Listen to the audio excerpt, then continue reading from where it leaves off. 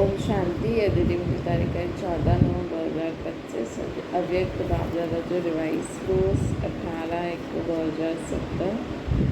अति स्वयं के मुक्त करे मास्टर मुक्ति दाता रही सभिन के मुक्ति दिलाइण जे निमित्त अत स्नेह जे सागर बाप दादा चारों ओर जे स्नेही ॿारनि खे ॾिसनि था।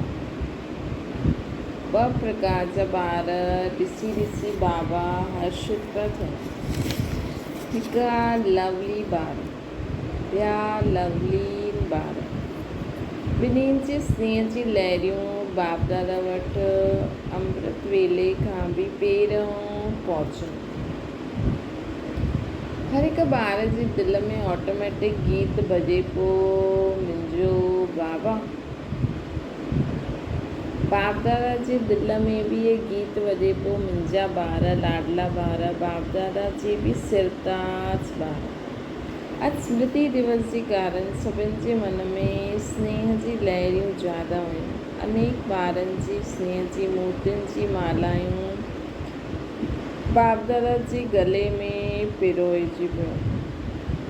बाबा बि पंहिंजी स्नेह जी बाहुनि जी माला ॿारनि खे पाराइनि। बाप दादा बेहद जे बाप दादा जी बेहद जी बाहिनि में समाए विया। बेहद जे बाप दादा जी बेहद जे बाहिनि में समाए विया। अॼु सभु विशेष स्नेह जे विमान में पहुची विया ऐं दूर दूर खां बि मन जे विमान में अव्यक्त रूप में फ़रिश्ते रूप में पहुची विया। सभी ॿारनि खे बाप दादा स्मृति दिवस समृद्धि दिवस जी पद्मा पदम यादि ॾियनि था। इहे दिवस केतिरी स्मृतियूं दिलाईंदी आहिनि ऐं हर स्मृति सेकेंड में समृद्ध ठाहे ॾींदी। इहे दिवस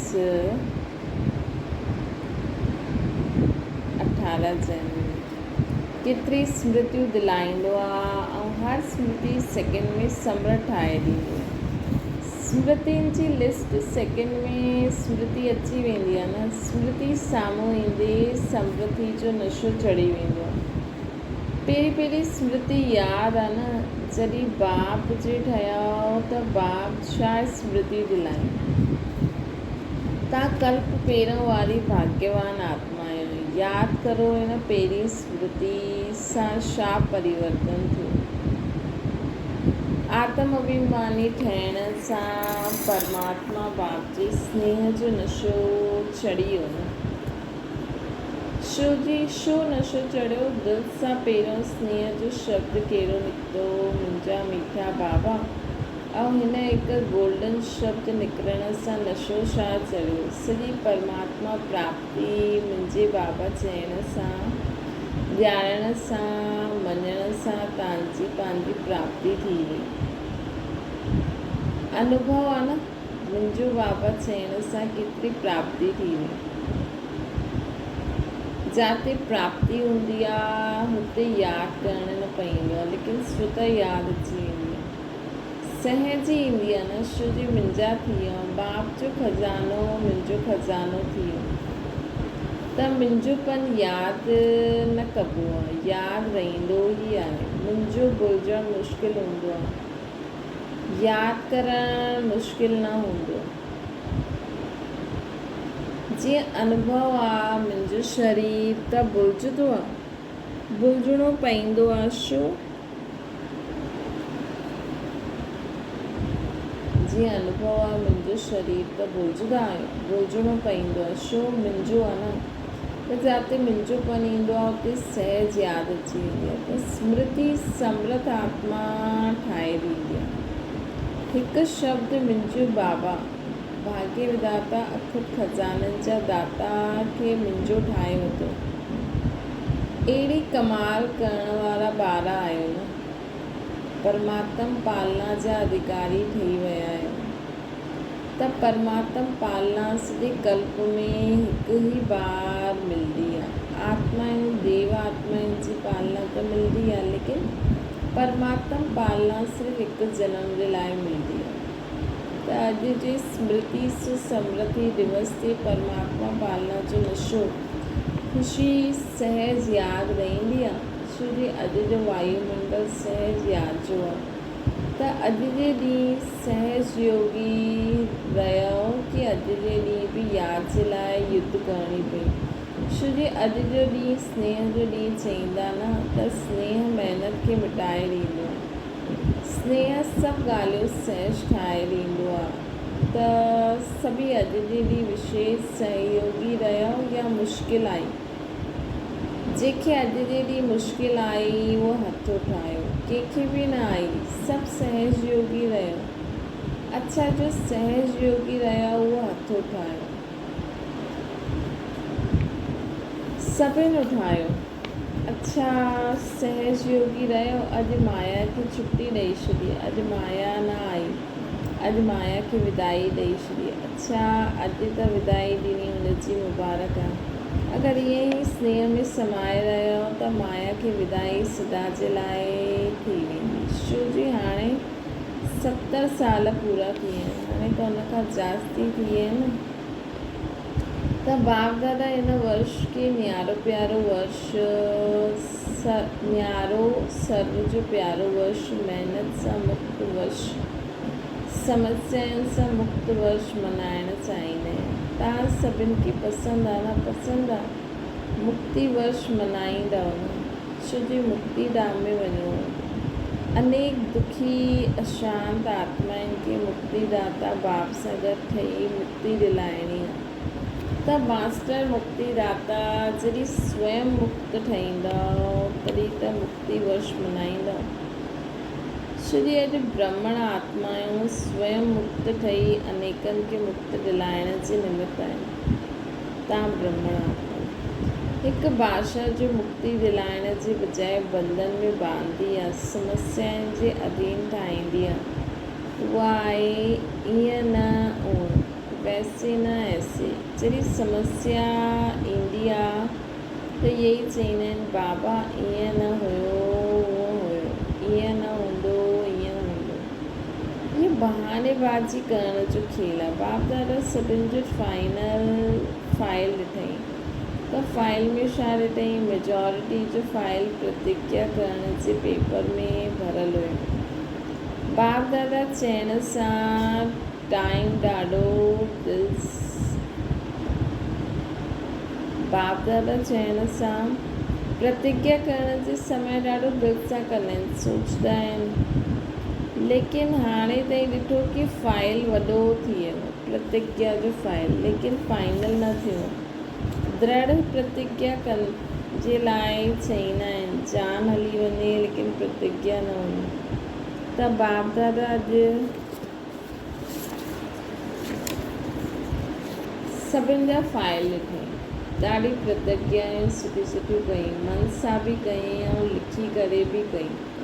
त हिन वर्ष छा कंदा? फाइल खे वधाईंदा या प्रतिज्ञा खे फाइनल कंदा? छा कंदा? पहिरीं लाइन वारा ॿुधायो, पांडव ॿुधायो, टीचर्स ॿुधायो। हिन वर्ष जो बाप दादा वटि फाइल वॾो थींदो वेंदो आहे, उनखे फाइनल कंदव या हिन वर्ष बि फाइल में कागज़ ऐड कंदव? छा कंदव? चओ पांडव फाइनल कंदव। जो सम्झाइनि झुकणो पए, बदिलणो पए, सहन करिणो पए, ॿुधणो पए, लेकिन बदिलणो ई आहे, उहो हथु उठायो। ॾिसो टीवी में सभिनि जो फ़ोटो कढो, सभिनि जो फ़ोटो कढो, 2, 3, 4 टीवी आहे, सभु तरफ़ जा फ़ोटो कढो। इहे रिकॉर्ड रखणु बाबा खे इहे फ़ोटो कढी ॾियणो, इहे रिकॉर्ड रखणु चइबो आहे न। किथे आहे टीवी वारो? बाप दादा बि फाइल जो फ़ाइदो त उठाए, मुबारक हुजे, मुबारक हुजे। पंहिंजे पाण लाइ तालियूं ॾियणु।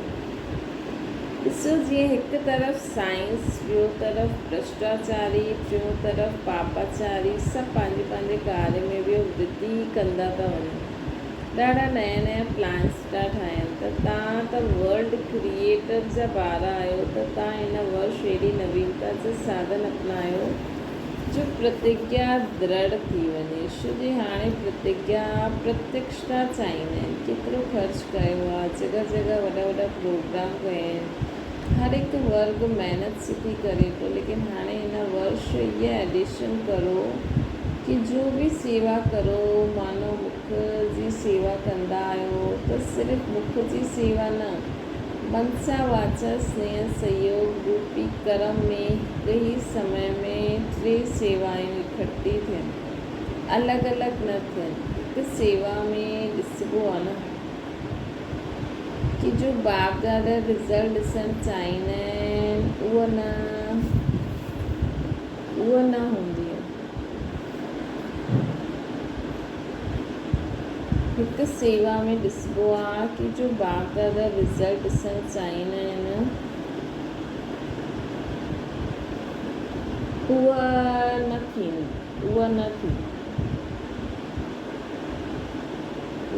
थींदी आहे। जो तव्हां बि चाहींदा आहियो कि प्रत्यक्षता थी वञे।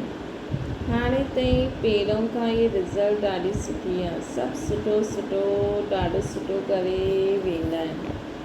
लेकिन सुठो चई करे हली वेंदा आहिनि, लेकिन सुठो ठहिणु अर्थात प्रत्यक्षता थियणु।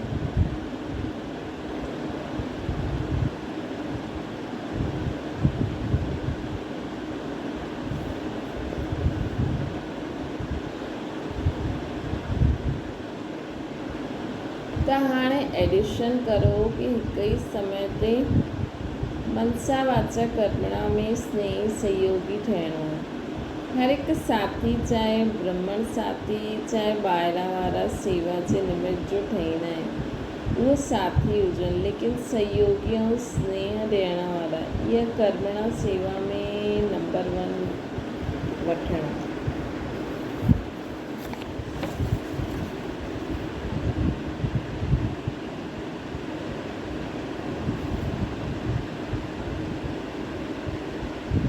बाबा चवनि था कि साथी आहिनि, लेकिन सहयोग ऐं स्नेह ॾियणो आहे। हाणे एडिशन करो कि हिकु ई समय टिनी में स्नेही सहयोगी ठहिणो आहे। हर हिकु साथी, चाहे ब्रह्मण, चाहे ॿाहिरां वारा सेवा जे निमित्त जो ठहींदा आहिनि, उहे साथी हुजनि, लेकिन सहयोग ऐं स्नेह ॾियणो आहे। इहे कर्मणा सेवा में नंबर वठणो आहे। इहा भाषा न चइणी आहे, ईअं करे तॾहिं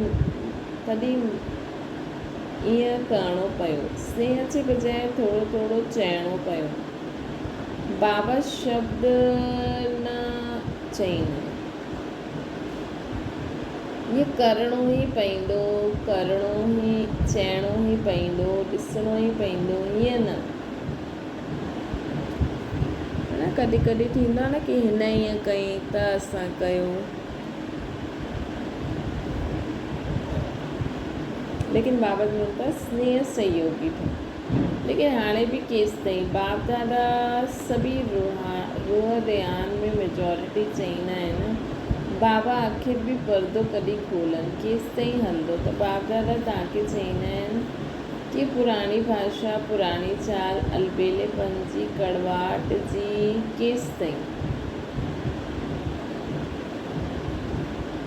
बाप दादा जो बि क्वेश्चन आहे केसि ताईं, तव्हां उत्तर ॾियो। बाप दादा बि उत्तर ॾींदा आहिनि केसि ताईं विनाश थींदो। छो कि बाप दादा विनाश जो पर्दो त हाणे हिन हिकु सेकेंड में खोले सघंदा आहिनि, लेकिन पहिरों राज्य करण वारा त तयारु हुजनि। त हाणे खां तयारी कंदा, तॾहिं समाप्ति समीप लाहींदा।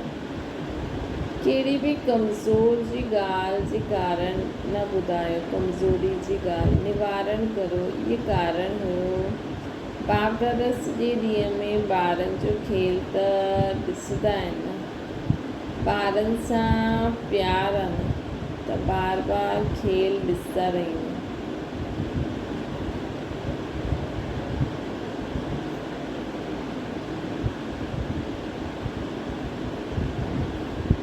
बाप दादा जी टीवी त ॾाढी वॾी आहे। समय ते वर्ल्ड ॾिसी सघंदा आहिनि। चारों ओर जा ॿार ॾेखारे में ॾेई सघंदा आहिनि बाबा, चाहे अमेरिका चाहे गुड़गांव सभु ॾेखारे में ॾींदो आहे। त बाप दादा खेल ॾाढो ॾिसंदा आहिनि। टालण जी भाषा ॾाढी सुठी आहे।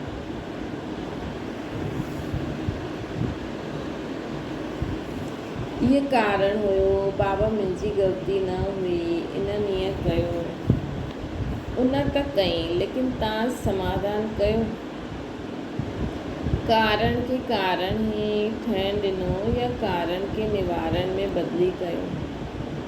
त सभी पुछंदा आहिनि न कि बाबा तव्हांजी छा आशा आहे? त बाप दादा आशा ॿुधाइनि था।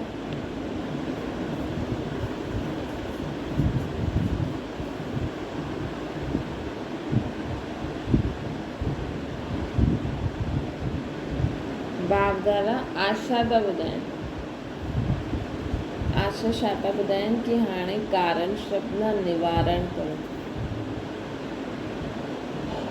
बाप दादा जी हिकु ई आशा आहे, निवारण ॾेखारे में ॾे, कारण ख़तमु थी वञे, समस्या समाप्त थी वञे, समाधान थींदो रहे। थी सघंदो आहे पहिरीं लाइन ॿुधायो, थी सघंदो आहे कंध त हिलायो, पुठियां वारा ॿुधायो, थी सघंदो आहे सभिनि हथ उठायो। अच्छा, त कल्ह अगरि टीवी खोलंदासीं, टीवी में ॾिसंदव त ज़रूरु न, त कल्ह टीवी ॾिसंदासीं, चाहे फॉरेन वारा, इंडिया वारा, नंढा गांव, चाहे वॾी स्टेट, काथे बि कारण ॾेखारे में न ॾे, काथे बि कारण ॾेखारे में न ॾे। पक्को आहे, इन में हा नथा करो, थींदो हथ उठायो। हथ ॾाढो सुठो उठाईंदा आहिनि, बाप दादा ख़ुशि थी वेंदा आहिनि। कमाल आहे हथ उठाइण जी, ख़ुशि करणु त ईंदो आहे ॿारनि खे। छोकी बाप दादा ॾिसंदा आहिनि। सोचो, जो तव्हां कोटनि में कोई में बि कोई निमित ठहिया आहियो, हाणे हिन ॿारनि जे सवाइ ॿियो केरु कंदो? तव्हांखे ई त करिणो आहे न। त बाप दादा जी तव्हां ॿारनि में उमेदूं आहिनि, ॿिया जो ईंदा उहा बि तव्हांजी अवस्था ॾिसी करे ठीकु थी वेंदा।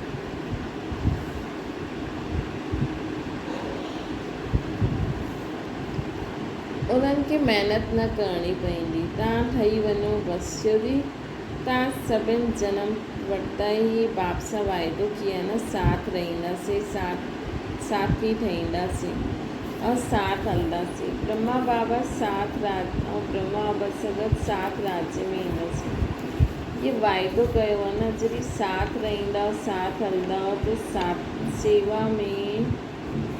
साथ में सेवा जे साथी बि त आयो न।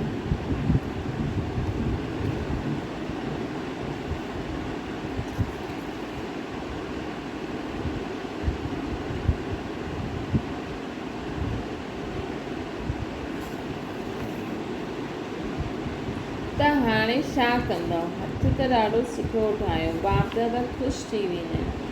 लेकिन जॾहिं बि कोई ॻाल्हि अचे त इहे ॾींहुं या तारीख़ या टाइम यादि करिणो आहे त असां छा हथ उठायो हुयो, मदद मिली वेंदी।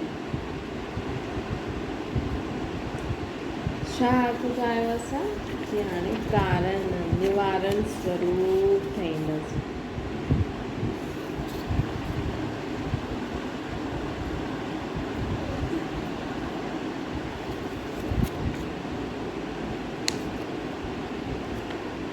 मदद मिली वेंदी। तव्हांखे ठहिणो त पवंदो, हाणे सिर्फ़ु जल्दी ठही वञो। तव्हां सोचंदा आहियो असां ई कल्प पहिरों वारा हुयासीं, असां बि आहियूं,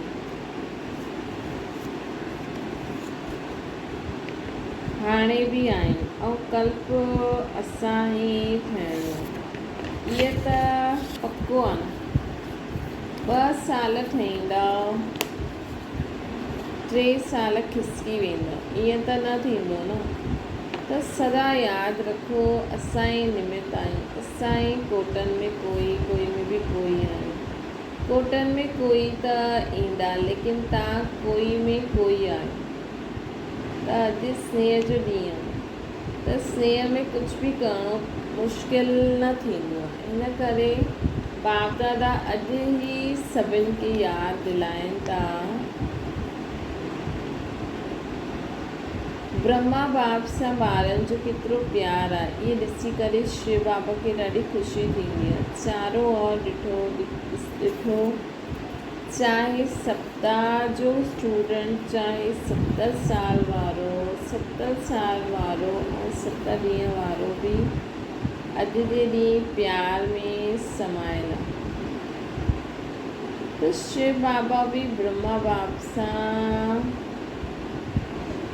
ॿारनि जो प्यारु ॾिसी करे हर्षित थींदा।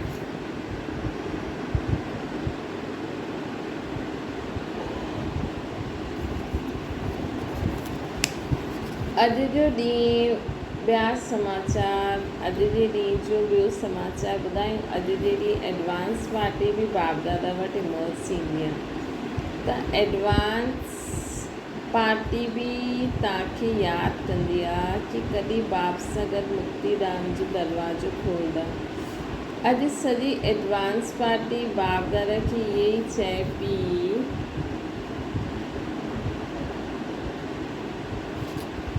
कि असांखे तारीख़ ॿुधायो। त छा जवाबु ॾिए बाबा? ॿुधायो छा जवाबु ॾिए? जवाबु ॾियण में केरु होशियारु आहे? बाप दादा त इहे ई उत्तर ॾींदा आहिनि कि जल्दी सां जल्दी थी वेंदो, लेकिन इन में तव्हां ॿारनि जो बाप खे सहयोग खपे।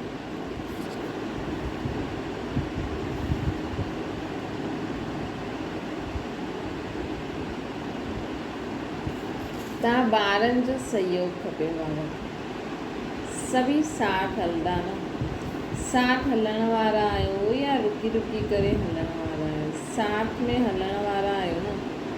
साथ में हलणु पसंदि आहे न, त समान ठहिणो पवंदो। अगरि साथ में हलणो आहे त समान त ठहिणो ई पवंदो। कहावत छा आहे? हथ में हथ हुजे, साथ में साथ हुजे। त हथ में हथ अर्थात समान।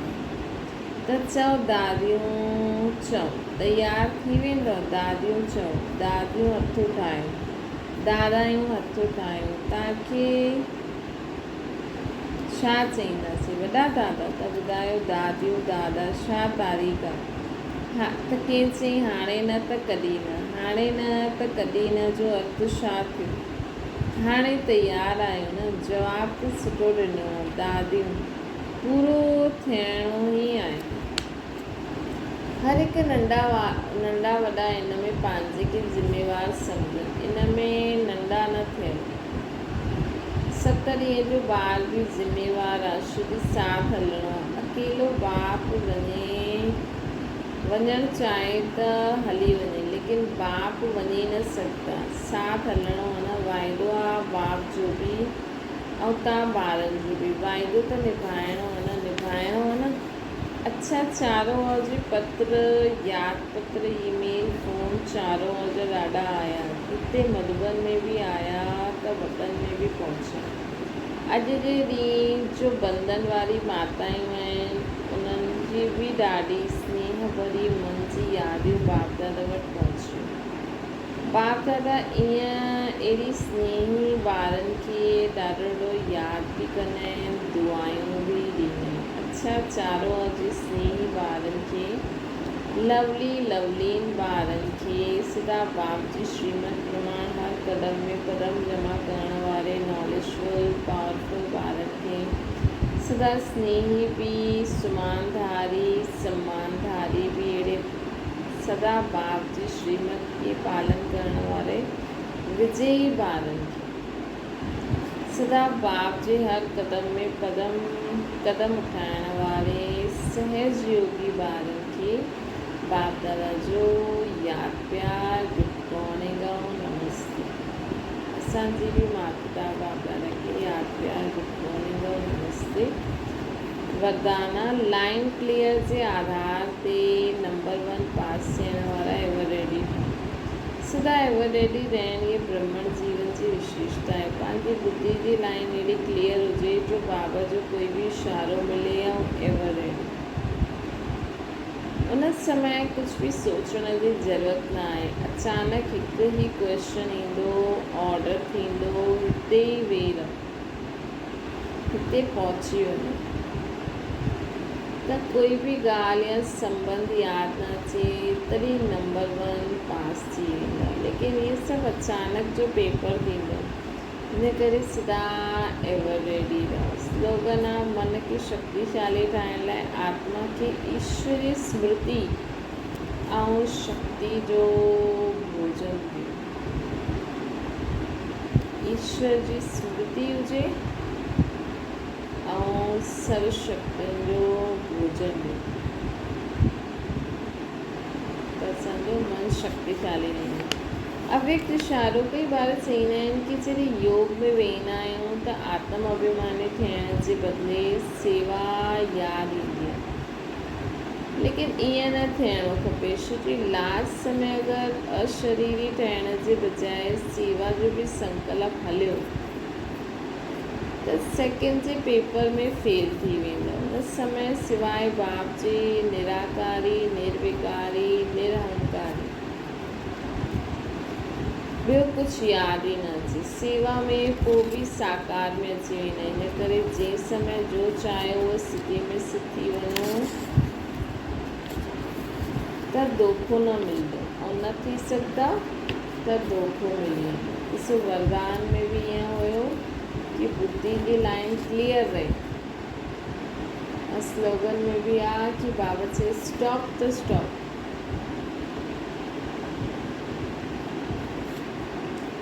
हिन समय ये भी न अचे स्टॉप मतलब कि हाणे संगम ख़त्म थी असां हाणे मथे। स्टॉप त स्टॉप। अच्छा, ओम शांति। बाबा खे यादि करो।